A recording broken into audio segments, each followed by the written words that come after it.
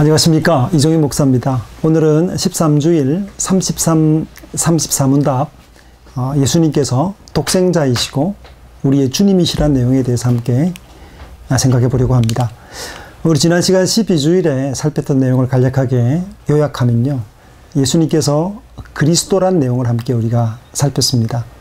예수님은 성령의 기름 부음을 받은 직분자이시라는 내용을 살폈고요.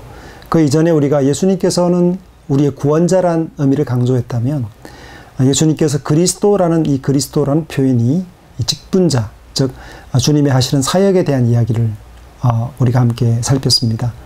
대성의자이시고 대제사장이시고 그리고 만왕의 왕의 직위로서 통치하시는 분이시고 우리를 위한 영원한 대제사장 되심에 대해서 함께 이야기했습니다. 그리고 지금도 주님께서는 대성의자로서 그리스도로서 우리를 위해서 우리를 교훈하고 가르치기 위해 직분자를 세우시고 교회, 몸된 교회를 보호하시고 또 교사를 파송하시는 분으로 계신다고 말씀을 드렸습니다. 약속된 메시아이셨고요. 교회의 머리로 지금도 일하고 계십니다. 예수님은 부활하시고 그리고 승천하셔서 보좌 우편에 앉으셨다고 우리는 고백하고 있는데요. 지금도 주님께서는 당신의 교회를 돌보시고 그리고 유일한 대제사장으로서 우리를 위한 중보대원의 사역을 감당하고 계십니다. 우리는 그리스도인이라는 내용에 대해서 함께 더불어 살폈는데요. 주와 연합함으로 말미암아 성령의 기름 부으심에 함께 참여함으로 그리스도인 되었다라고 말씀을 드렸습니다. 그리고 우리가 주의할 점을 하나 말씀드렸죠. 우리 개별적으로 우리가 그리스도의 몸에 참여하는 것이 아니라 그리스도의 몸된 교회로서, 몸으로서, 지체로서 그리스도의 기름 부음에 참여한다라는 것을 말씀드렸습니다. 파편화되고 개별화된 우리 시대에 교회 중심의 신앙생활, 또 나뉠 수 없는 몸된 지체에 대한 부분을 강조하고 있는 부분이라고 할 수 있겠습니다. 오늘 우리가 함께 살필 33문답에서는 예수님께서 독생자이시라는 고백을 하고 있습니다. 사도신경의 내용에서 예수님께서 누구신가를 우리가 함께 계속 다루고 있는데요. 예수라는 이름과 함께 그리고 그분께서 그리스도라는 내용들을 함께 살폈고요. 그리고 더불어서 독생자이시다 라는 내용을 세 번째로 이야기를 하고 있습니다. 우리도 자녀인데 왜 예수님은 독생자이시냐라고 물을 때 이렇게 답합니다.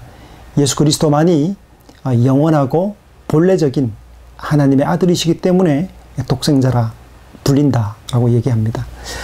우리는 독생자, 영원한 본질적으로 하나님의 아들이신 분과 구별해서 그리스도와 합하여서 연합하여 입양된 양자들이라고 이야기할 수가 있겠습니다.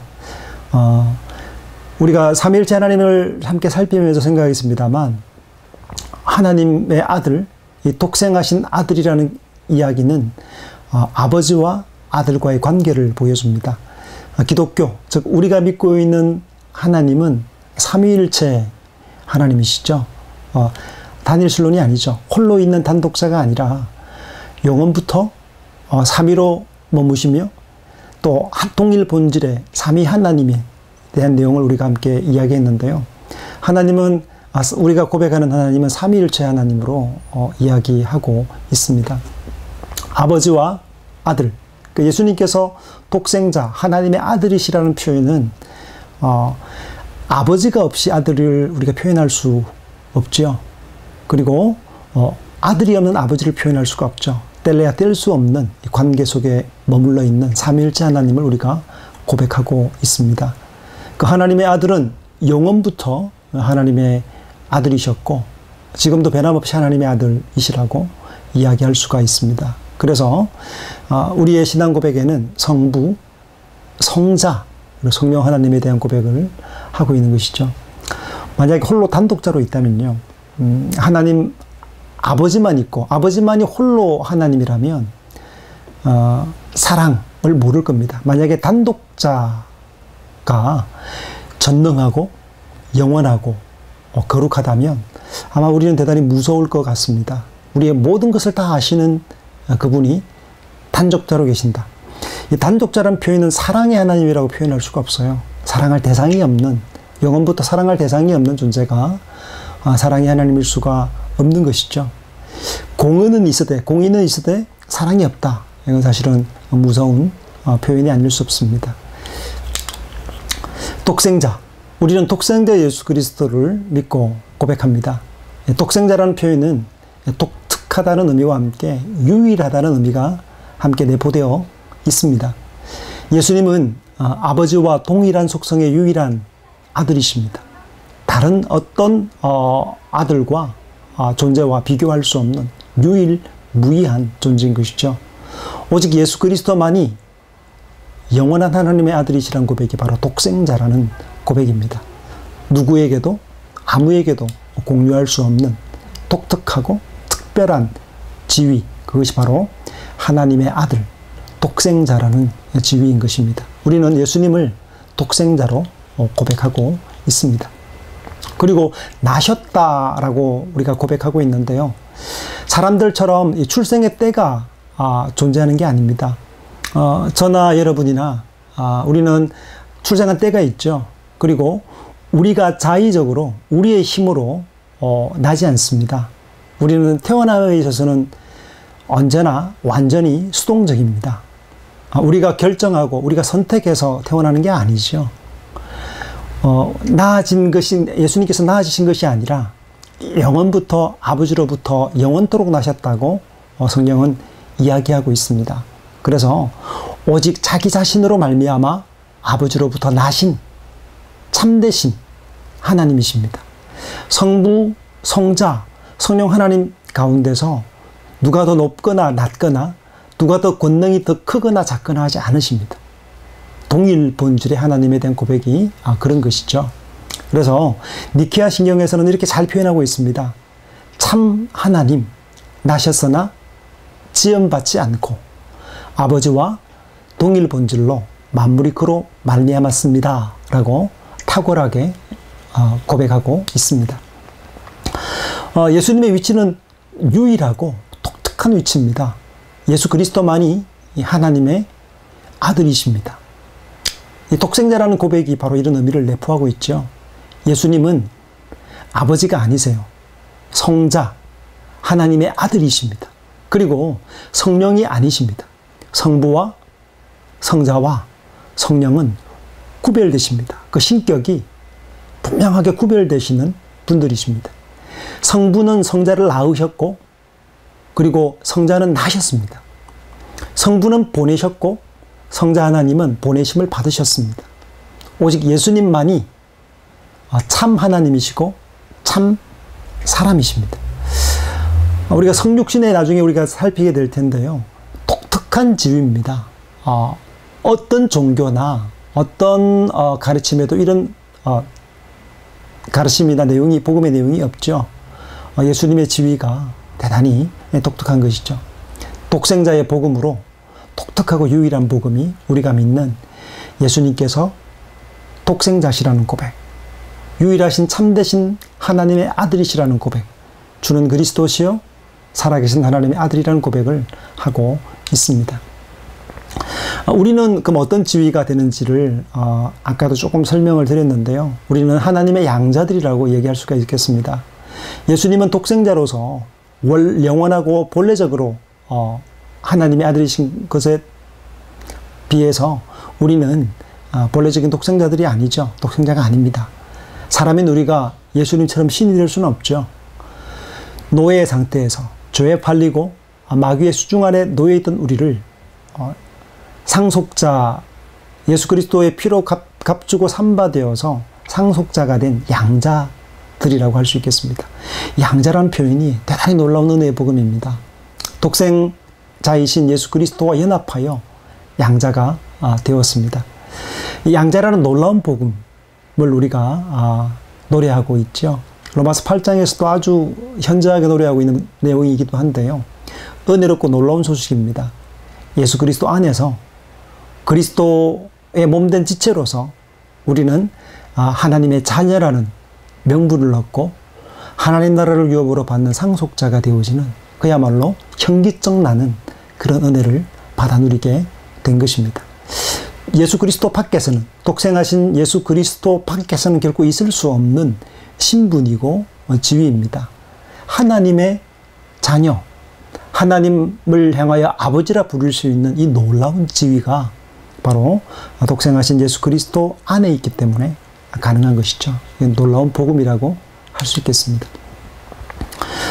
그리고 이제 마지막으로 예수님에 대해 사도신경에서 고백하고 있는 네 번째 내용을 주라고 고백을 합니다. 큐리오스, 주라고 고백하고 있는데요.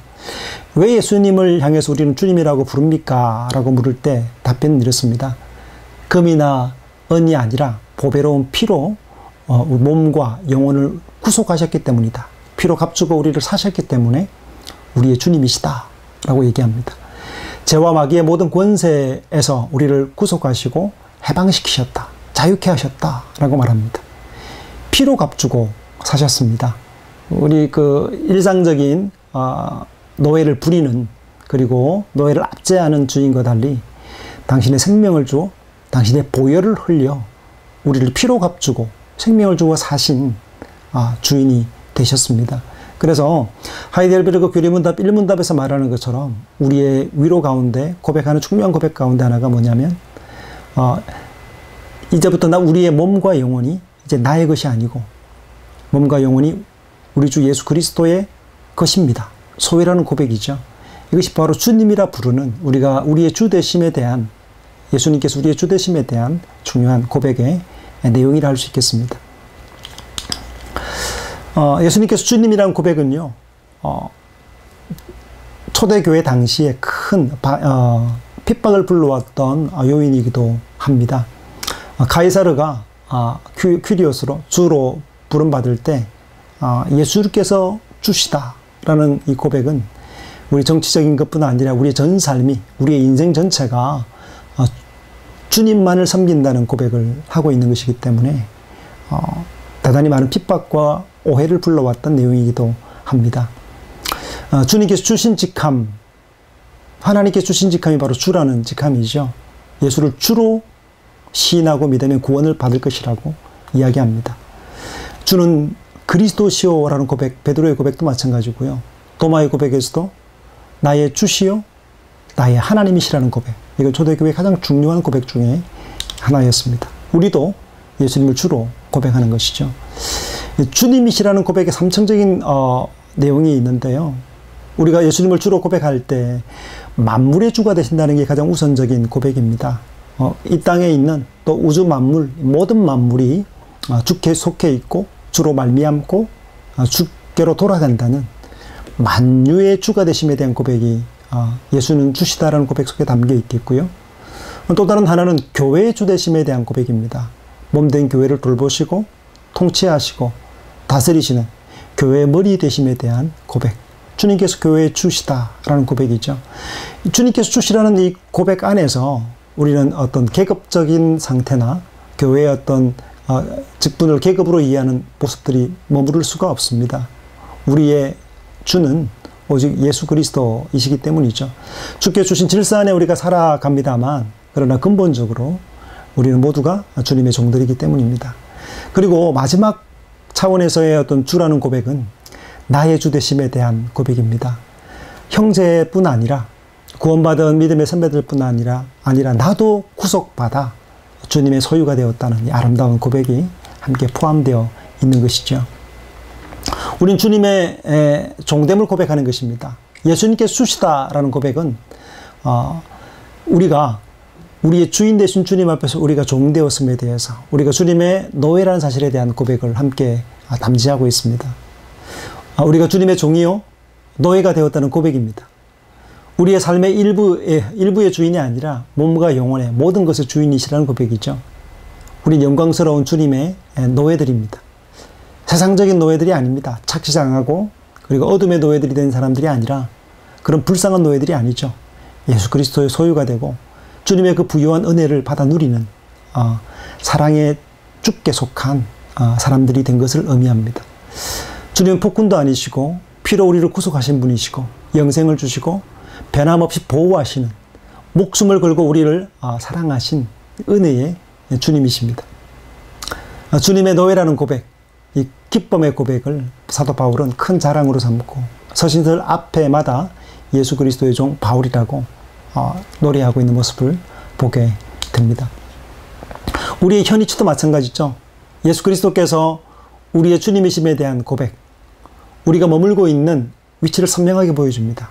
우리가 누구냐라고 물을 때 예수 그리스도께 속했고 그리스도의 몸이며 그리스도의 종이다 라고 고백할 수 있는 것이죠. 주님의 소유로 살고 있다는 위치를 잘 알아야 합니다. 그래서 주님께 대한 고백에 합당한 우리의 인생의 삶의 주인이심에 대한 고백을 가지고 살아가야 하는 것입니다. 교회적 삶뿐 아니라 우리의 모든 삶이 주님의 종으로서의 삶이다. 예수님께서 우리 인생의 주인이시다는 고백, 주님께 속했다는 고백 속에 살아가야 한다는 것이죠.